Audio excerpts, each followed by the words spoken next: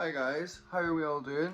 I decided I'm going to do a very off the cuff wrap up of where I am with reading this year. I'm gonna try and keep it as short as possible so that this video is not way too long and that I'm not rambling too much. I want to welcome you guys first of all to this channel. I am starting a new journey into books again. I used to read a lot back in like 2016, 2017 and I fell off reading for a very long time, but I find the magic of it once more. I just kind of wanted to show you guys what I've been reading this year, what I have read. It's like a kind of wrap up of so far where I am. I don't really know what else to say. It's basically just going to be a wrap up. I've said that like 12 times already, but okay. So the first book that I read this year was The Night Circus by Erin Morgenstern. I'd had this book for a few years before I managed to pick it up. I did try to read this like 5 years ago and I just couldn't get into it, and I was kind of scared that I would never finish it or read it. And it was something that had excited me. I'd heard really good things about it at the time of purchasing it. I gave this a 4 stars, I think, on Goodreads. Most of all, mainly because it has really bad pacing for me personally. For me, you have to keep me enthralled and you have to get me interested early on for me to expand and go through this whole journey. The problem for me was at the very beginning trying to understand the different time frames, the different characters and where they fitted in the story. It was kind of a little bit jumbled up for me. The Night Circus is about a circus that just appears. There's no fanfare of it arriving, no posters, no promotional anything. It just appears. And it's always been like that. Since the circus started appearing, that is how it's done it. And this book basically takes you on a long ass, let me just tell you. This book is like nearly 500 odd pages, I think. Yeah, it's like 490 pages. Like a 490 page journey into the inner workings of the circus. It takes you on the journey of all the characters. There's characters woven in that aren't to do with the circus, but they're like fans of it. And I loved it.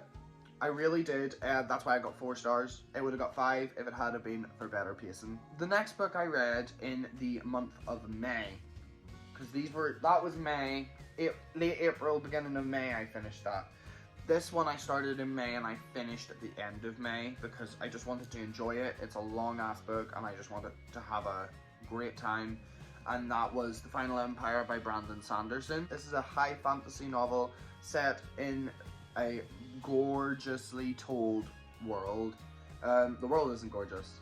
The world is not gorgeous. If you read this book, you know the world is not gorgeous. I gave this a 5 out of 5 because I did not like one of the main characters for like a good chunk of this book. It was only really halfway through where I started to enjoy one of the main characters. And the problem with me the whole way through this was I was like, am I gonna have to suffer 2 more books of this main character getting on like this? But then the main character that I'm talking about redeemed themselves and they became more likable, and by the end I was in love with all of the characters that were still around, because this book has a lot of death in it. Let me just tell you, it has a lot of death. I highly recommend this to people that have read the likes of Lord of the Rings or the Game of Thrones books. It's very heavy on, like, there is a lot of gore at times. It is a very gory book when there is like death. They do describe it in a great way, because I was never like completely disgusted by anything that happened in this book. I was left shook by things that happened in this book. I was left absolutely shook, but at the same time, that didn't ruin this experience for me. I thoroughly enjoyed it. I give it a 5 out of 5. It's one of my favourite fantasy novels. J.K. Rowling wishes she could write something as good as this. The next book that I read during the start of June, the next book I read in the month of June was Heartstopper by Alice Oseman. I finished this in one sitting because, bitch, She's a graphic novel. Oh my god, do I love these two characters so much. This book made me just so, like, it made me so warm and fuzzy, and it just gave me, like, the butterflies as if this was actually me. I made my boyfriend read it, like, instantly after I finished it, and he really enjoyed it as well. The art style in this is absolutely stunning. It's absolutely incredible. This book is about Charlie and Nick. It is an LGBTQIA+ graphic novel about Charlie and Nick meeting each other and forming a relationship, and it is the most adorable romance. It's a one-seater for sure.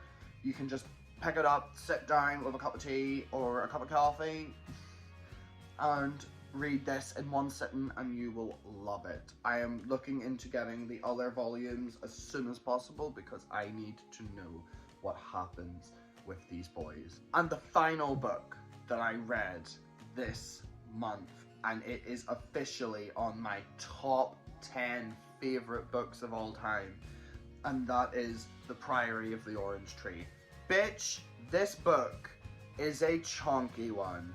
I read the book while listening to the audiobook at work and at different places, and it helped me fire through this. The Priory of the Orange Tree is a high fantasy about dragons and warring kingdoms. There's LGBTQIA romance splashed in through this as well. Several different characters. The representation was just incredible. I honestly loved every single second of being in this world. The character development as well. There was characters that I really did not care for in the first few chapters that really redeemed themselves in the last quarter of the book. Iad is honestly one of the best protagonists that I've ever read about. There was like 4 different protagonists at the one time in this book. It was really difficult. I wouldn't recommend this if you can't grasp like different storylines happening at once that all combine into one epic end timeline. This book got a 5 out of 5 on Goodreads from me because honestly, I was never bored. This book is 800 and something pages long, and I was never bored. Never, ever was I bored. The story just spins. It's like a snowball. It just goes and goes and goes and goes. And then you get to the final battle between everybody, and it's so good. It's so good. I can't explain to you how excited I am in like 2 years' time to go back and read this again, because honestly, so now that I've finished this, I have no idea what I'm going to read next. I'm literally trying to figure out, because I have a bookshelf full of books there. I'm like low-key wanting to read The Invisible Life of Addie LaRue, but at the same time, do I want to read The Invisible Life of Addie LaRue?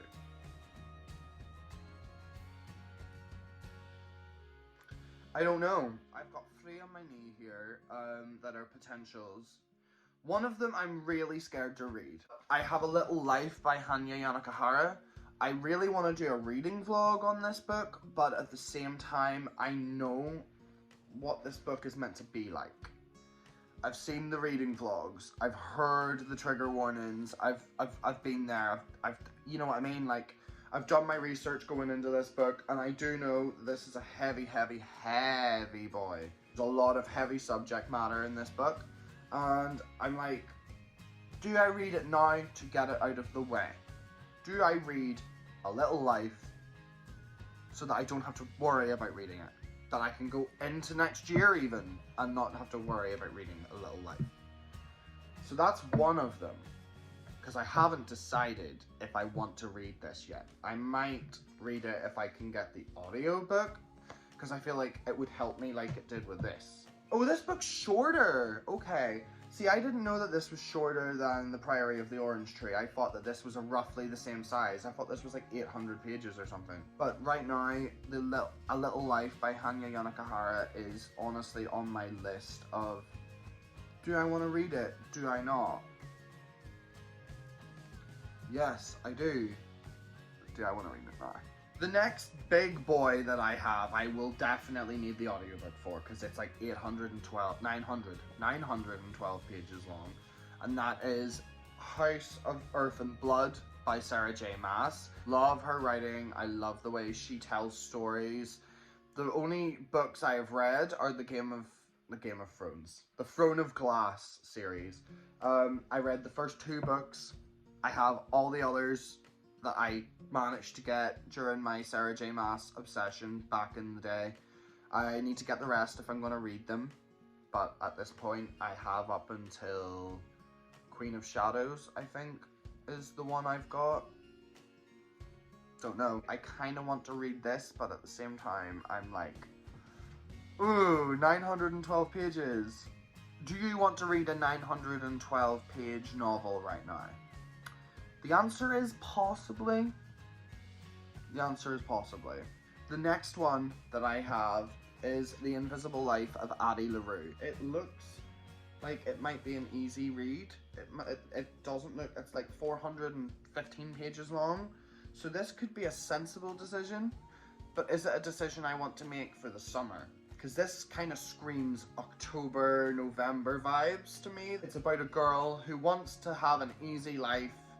She's tired of hardship. She wants to have a really easy life, and she prays one night for an easy life, but something else answers the call. That's not angels. And she ends up being given eternal life, or as far as I know, eternal life. But at the price of eternal life, she can never be remembered. Once a person meets her and takes their eyes off her, they completely forget that she exists. And then one night or one day, she finds somebody that remembers her. You'll know, because I have an intention of doing a reading vlog for all 3 of these, because they are very intriguing to me, and I want to make content. And what better content for a book channel than reading books? This is the current state of me right now, is A Little Life, Sarah J. Maas, or Addie LaRue. I don't know which one I'll pick, but you sure as hell will know, because I will have a reading vlog and I will be updating my Bookstagram and all of those places when I'm reading these. The links to my Goodreads and other affiliated social medias to do with me and my book habits, I will have that down in the description box below. If you guys have enjoyed this video, please give it a thumbs up. Hit that subscribe button. Let me know what you're reading at the minute. Let me know what you've read this year. Let me know how your reading challenges are going, because I am currently at 6 books out of 10, because that was the limit I set myself. I want to read at least 10 books this year, and I've read 6, which is unbelievable for me to think about, because I've not read books properly in a very long time. If you guys want to see me do something, anything like a bookshelf tour or favorite books, least favorite books, please don't be afraid to write that in the comment section, and I will try to fulfill your wishes. Bye.